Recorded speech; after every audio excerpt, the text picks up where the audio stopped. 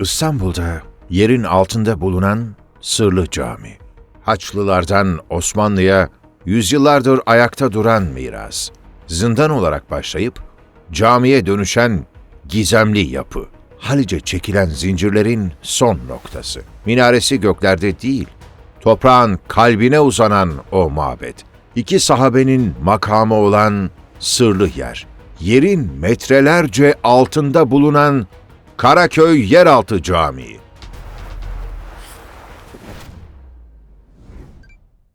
İstanbul. Her taşı bir sır, her sokağı bir bilmece. Bazen boğazın serin sularında huzur, bazen o bitmek bilmeyen insan selinde koşuşturmaca. İşte tam bu karmaşanın göbeğinde, bu baş döndürücü hızın tam ortasında bir yapı durur.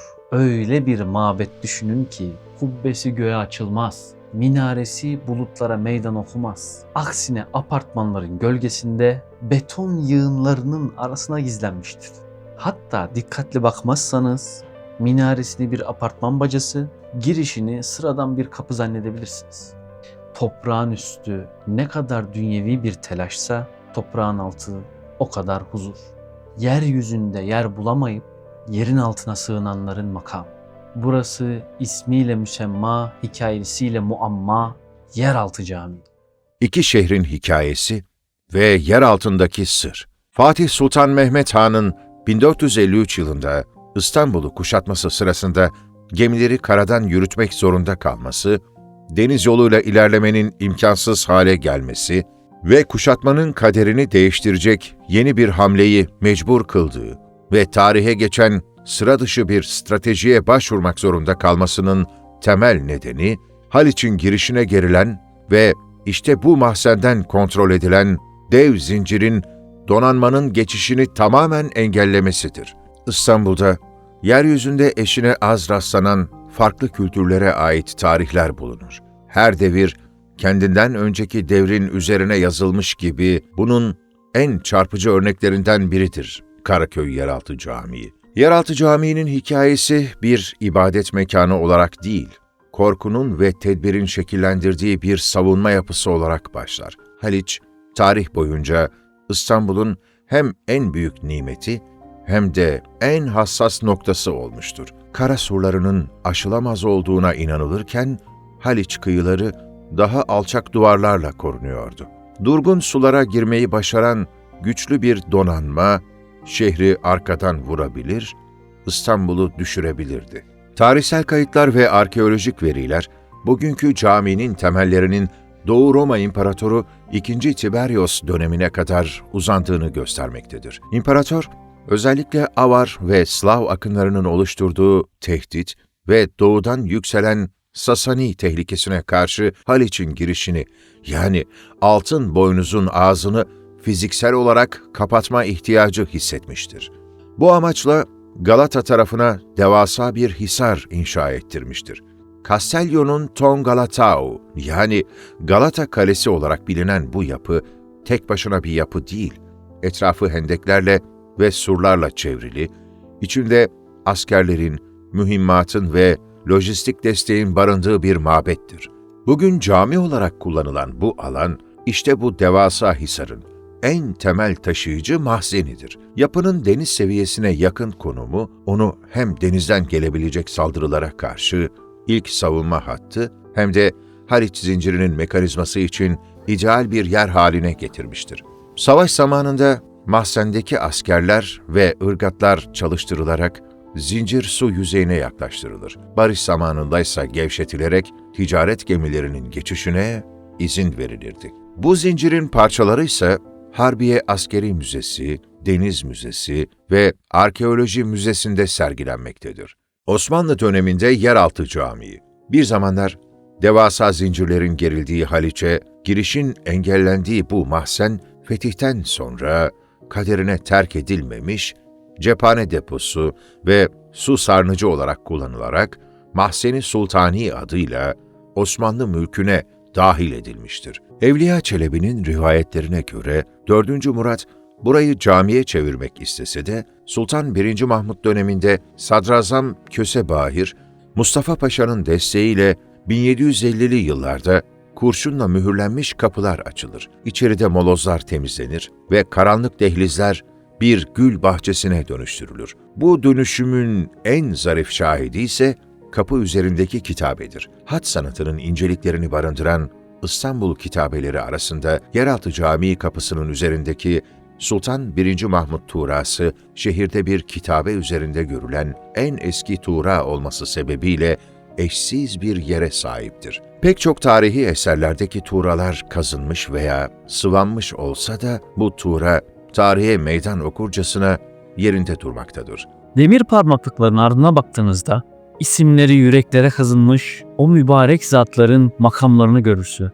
Sahabe-i kiramda Amr bin As radıyallahu an, yine o kutlu nesilden Vehb bin Huşeyre radıyallahu an ve Tebeyyüt tabiinin büyüklerinden Sufyan bin Uyeyne radıyallahu an.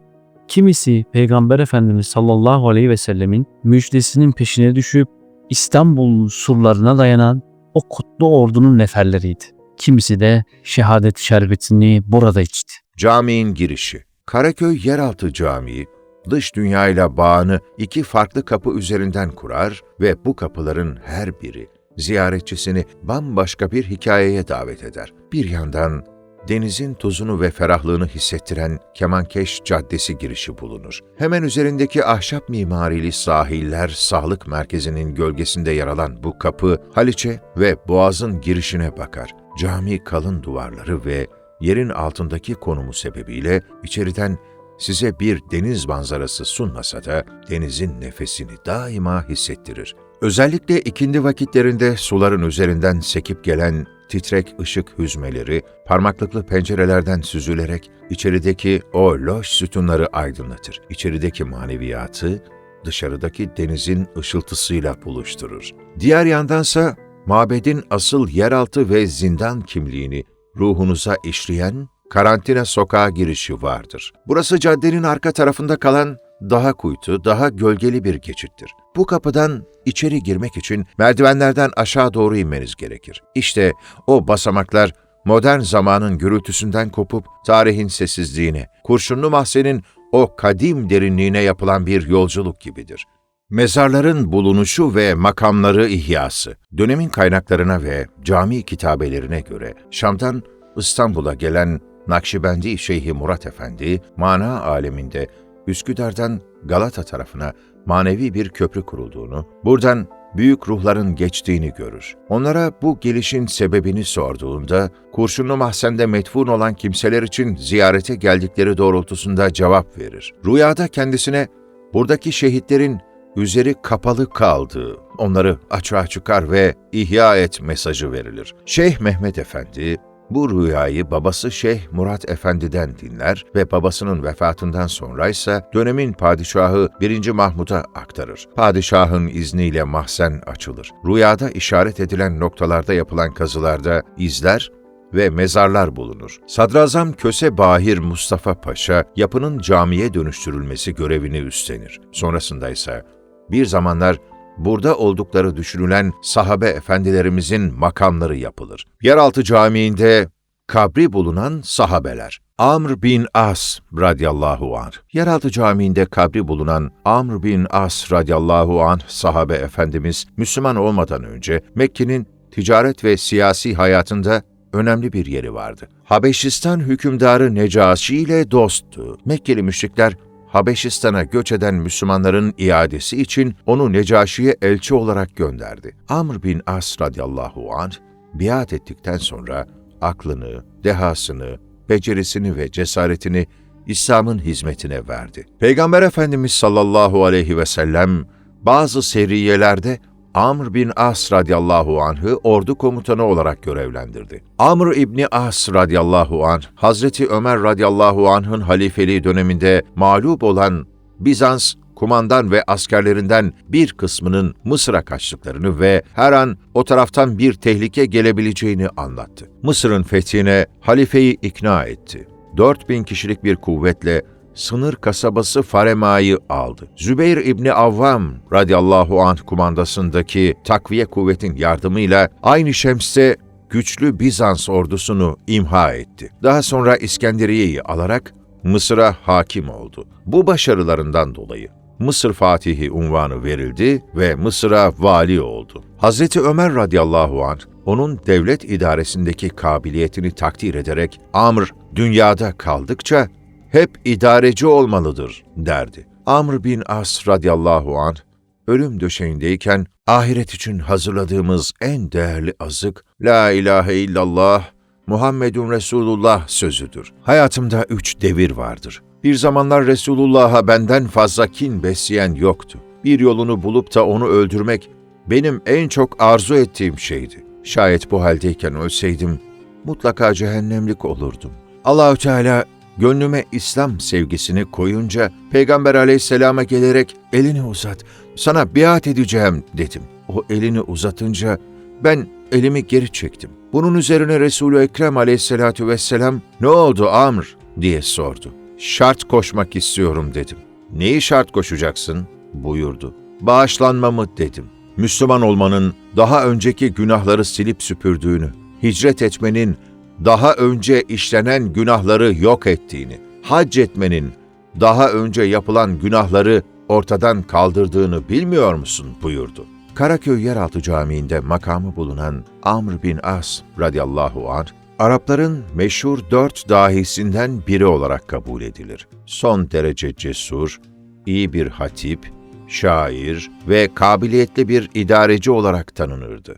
Vehb bin Hüseyre radıyallahu anh. Yeraltı Camii'nde kabri bulunan bir diğer sahabe efendimiz ise Vehb bin Hüseyre radıyallahu anh'tır. Genç yaşta İslam'la şereflenmiş sahabelerdendir. Resulullah aleyhissalatu vesselamın sohbetinde bulunmuş, özellikle fetih ordularında yer almasıyla tanınmıştır. Kaynaklarda zühd sahibi, dünyaya meyletmeyen bir sahabe olduğu belirtilir. Hz. Peygamber aleyhissalatu vesselamın vefatından sonra Şam, Anadolu ve İstanbul istikametindeki seferlere katılmıştır. Onun hayatı fetih gerçekleşsin ya da gerçekleşmesin, bu yolda ölmek anlayışının canlı bir örneğidir. Vehb bin Hüseyre radıyallahu anh da İstanbul kuşatmaları sırasında şehit olmuş, naaşı bugünkü Yeraltı Camii civarına defnedilmiştir. Osmanlı döneminde yapılan incelemelerde bu mahzenin sahabe kabirlerini barındırdığı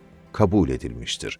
Süfyan bin Uyeyne radıyallahu anh, tabiinin meşhurlarından olan Süfyan bin Uyeyne Hazretleri Kufe'de dünyaya gelmiştir. Küçük yaşında ilim tahsiline başlamış, 87 sahabeyle görüşüp bunlardan dinlediği 7000 hadisi rivayet etmiştir. Ömrünün son zamanlarına kadar Hicazlıların ilim öğretimiyle meşgul olmuştur. Bir rivayete göre Vehbi bin Hureyre radıyallahu anh gibi İstanbul'un kuşatılması sırasında şehit düşerek defin işlemi Yeraltı Camii'nin içine gerçekleşmiştir. Karaköy'ün gürültüsü ve kalabalığı yerin üzerinde akıp giderken bu mabet yüzyıllardır aynı sessizlik içinde varlığını devam ettiriyor. Zaman değişiyor, şehir dönüşüyor, yapılar yükselip kayboluyor fakat yerin altında kalan bu mekan İstanbul'un kalbinde atmaya devam ediyor.